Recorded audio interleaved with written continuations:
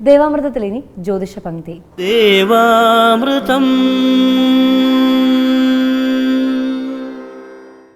ഇന്ന് 1191 മിഥുനമാസം 16-ാം തീയതി, അതായത് 2016 ജൂൺ മാസം 30-ാം തീയതി. ഇന്ന് വ്യാഴാഴ്ചയാണ്. നക്ഷത്രം 49 നാഴിക ഭരണിയും ബാക്കി കാർത്തികയുമാണ്. പതിവ് പോലെ ജ്യോതിഷ പങ്ക്തിയിൽ നമ്മളോടൊപ്പമുള്ള നമുക്കൊക്കെ ജ്യോതിഷപരമായ മാർഗ്ഗനിർദ്ദേശങ്ങൾ നൽകുകയും ഒട്ടനവധി പേരുടെ ജീവിതത്തിലേക്ക് അവരുടെ പ്രശ്നപരിഹാരങ്ങൾ നിർദ്ദേശിച്ചുകൊണ്ട് അവരുടെ ജീവിതത്തിലെ ഒരുപാട് പ്രശ്നങ്ങൾ പരിഹരിച്ചു കൊടുത്ത നമുക്കൊക്കെ ഒരുപാട് മാർഗ്ഗദർശിയായ ഗുരുനാഥനാണ്. അദ്ദേഹത്തെ വളരെ സ്നേഹാദരങ്ങളോട് നമുക്ക് സ്വാഗതം ചെയ്യാം. ഡോക്ടർ കുടമാളൂർ ശർമാജിക്ക് വളരെ സ്നേഹാദരങ്ങളോടെ സ്വാഗതം. നമസ്കാരം. നമസ്കാരം. ഇന്നത്തെ കത്തിലേക്ക്. ശ്രീമാൻ ഡോക്ടർ ശർമാജി, ചെങ്ങന്നൂരിൽ നിന്ന് സന്ധ്യ എഴുതുന്നു. എൻ്റെ മകൻ 10ാം ക്ലാസ്സിൽ പഠിക്കുന്നു. പൊതുവെ പഠനത്തിൽ അലസതയാണ്. എത്ര പറഞ്ഞാലും പഠിക്കില്ല. കഴിഞ്ഞ പരീക്ഷകളിലെല്ലാം തീരെ മാർക്ക് കുറവായിരുന്നു. പഠനം മെച്ചപ്പെടുവാൻ എന്ത് പരിഹാരമാണ് ചെയ്യേണ്ടത്? ഗ്രഹനില ചേർക്കുന്നു.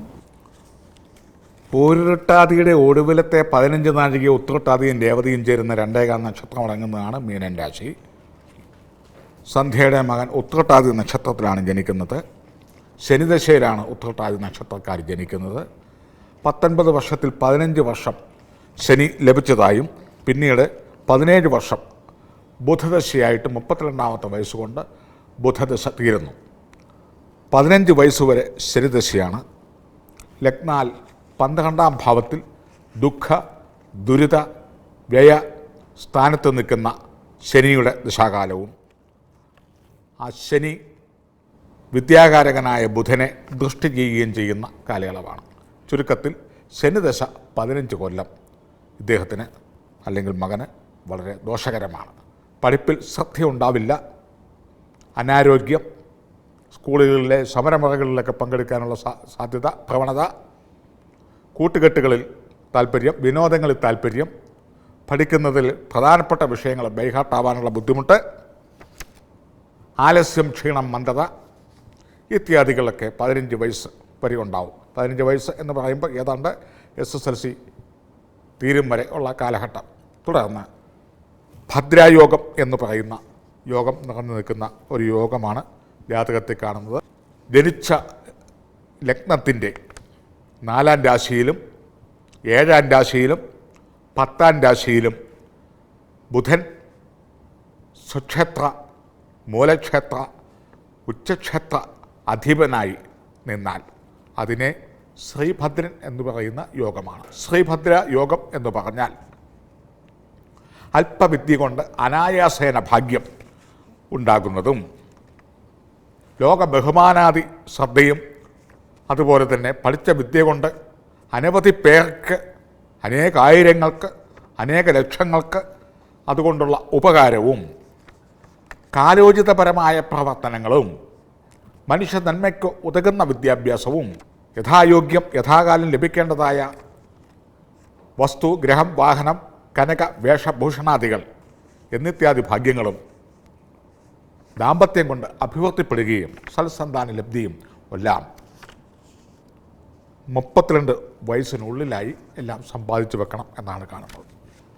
ശ്രീഭദ്ര യോഗം ഉള്ളവർക്ക് വിദ്യാഭ്യാസം കുറവാണെങ്കിൽ തന്നെയും അതിലേതെങ്കിലും ഒരു വിദ്യ കൊണ്ടോ അല്ലെങ്കിൽ ടെക്നിക്കൽ കൊണ്ടോ അല്ലെങ്കിൽ കലാവാസനകൾ കൊണ്ടോ നൈസർഗിക വാസനകൾ കൊണ്ടോ കുടുംബ പാരമ്പര്യപരമായിട്ടുള്ള വാസനകൾ ആദികൾ കൊണ്ടോ ഏതെങ്കിലും ഒരു തൊഴിലിൽ, ഒരു ശാസ്ത്രത്തിൽ അഗ്രഗണ്യനായി അതിൽ മറുകര കണ്ടെത്താൻ വരെയുള്ള ഭാഗ്യം സൃഷ്ടിക്കും.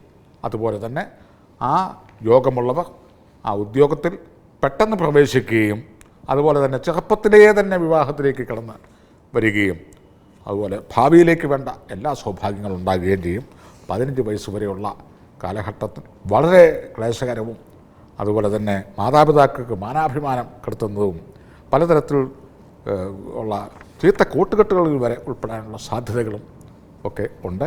അതിനുശേഷം കുട്ടി വളരെ നല്ലവണ്ണം പഠിക്കും. ഏതെങ്കിലും ഒരു ഭാവി വലിയ പ്രയോജനം കിട്ടത്തക്ക നിലയിലുള്ള വിദ്യാഭ്യാസം സ്വമേധയ കണ്ടെത്തും. അല്ലെങ്കിൽ പഠിക്കുന്ന വിദ്യ കൊണ്ട് അനവധി കാര്യങ്ങൾ ഉണ്ടാവാൻ സാധിക്കും, അനവധി സമ്പാദ്യാദികൾ ഉണ്ടാവാൻ സാധിക്കും, ഭൗതിക നേട്ടങ്ങൾ ഉണ്ടാക്കാൻ സാധിക്കും. ഭൗതിക നേട്ടങ്ങളുടെ ഒരു കൂട്ടായ്മ തന്നെയായിരിക്കും കാണുന്നത്. ലഗ്നാൽ 4ാമിടത്ത് ചന്ദ്രനും ചന്ദ്രൻ്റെ ദൃഷ്ടിയായ 7ാം ഭാവത്തിലേക്ക് ബുധനെ, അതായത് ഭദ്രായോഗത്തെ ദൃഷ്ടി ചെയ്യുന്നു എന്നാണ് കാണുന്നത്. വളരെ വിശേഷപ്പെട്ട ഒരു യോഗമാണ്.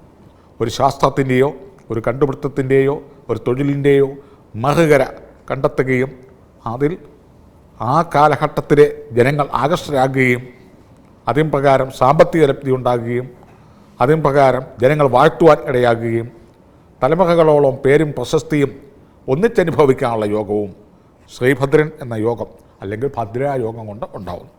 പൊതുവേ ആ 15 വയസ്സ് ആയ സ്ഥിതിക്ക് ഭദ്രായോഗത്തിനെ ഒന്ന് പുഷ്ടിപ്പെടുത്തുവാൻ വേണ്ടി ബുധൻ എന്ന് പറയുന്ന ഗ്രഹത്തെ ഏതെങ്കിലും ഒരു ബുധനാഴ്ച ദിവസം തിരഞ്ഞെടുത്ത് ബുധൻ്റെ പത്മമിട്ട് ജലഗന്ധ പുഷ്പ ധൂപ ജലാന്തം, അതായത് വെള്ളം, ചന്ദനം, പുഷ്പം, ധൂപം, ദീപം ഇത്യാദി പഞ്ചഭൂതങ്ങളെ കൊണ്ട് ബുധൻ എന്ന് പറയുന്ന സാങ്കല്പിക ഗ്രഹത്തെ ബുധപത്മത്തിൽ ആവാഹിച്ച് പ്രിയങ്കു കലികാശ്യാമം രൂപേണോ പ്രതിമം ബുധം സൗമ്യം സൗമ്യഗുണാപേദോ തം ബുധം പ്രണതോസ്മ്യഹം എന്ന് തുടങ്ങുന്ന ബുധസ്തോത്രങ്ങളെ കൊണ്ട് 1008 രൂപ വീതം ജലഗന്ധ പുഷ്പ ധൂപദീപ ജലാന്തം പൂജിച്ച് മരതകം എന്ന രത്നം ധരിക്കുകയും ചെയ്തു വന്നാൽ അലസത, അതുപോലെ തന്നെ എത്ര പറഞ്ഞാലും പഠിക്കാത്ത അവസ്ഥ, ഇതെല്ലാം മാറി മകന് ഇഷ്ടപ്പെട്ട ഏതെങ്കിലും ഒരു വിഷയം നല്ലവണ്ണം പഠിക്കുകയും അതിൽ സമർത്ഥനാകുകയും അതിൽ എ ഗ്രേഡ് കിട്ടുകയും അല്ലെങ്കിൽ ജീവിതോപാധിക്ക് വേണ്ട ലോകതന്ത്രങ്ങൾ ഏതെങ്കിലും പഠിക്കുകയും സമ്പന്നനാകുകയും ചെയ്യുന്നതാണ് ഇപ്രകാരം ബുധപൂജയൊക്കെ ചെയ്ത് മരതകരത്നവും ധരിപ്പിക്കുക. ജ്യോതിഷ പങ്ക്തിയുടെ ഇന്നത്തെ അധ്യായം ഇവിടെ പൂർണ്ണമാവുകയാണ്. ജ്യോതിഷപരമായ മാർഗ്ഗനിർദ്ദേശങ്ങൾ ഡോക്ടർ കുടമാളൂർ ശർമാജിയിൽ നിന്ന് അറിയാൻ ആഗ്രഹിക്കുന്നവർ താഴെ കാണുന്ന നമ്പറിൽ അദ്ദേഹത്തെ കോൺടാക്ട് ചെയ്യാവുന്നതാണ്. പ്രശ്നപരിഹാരങ്ങൾ സ്വായത്തമാക്കാവുന്നതാണ്. ദേവാമൃതം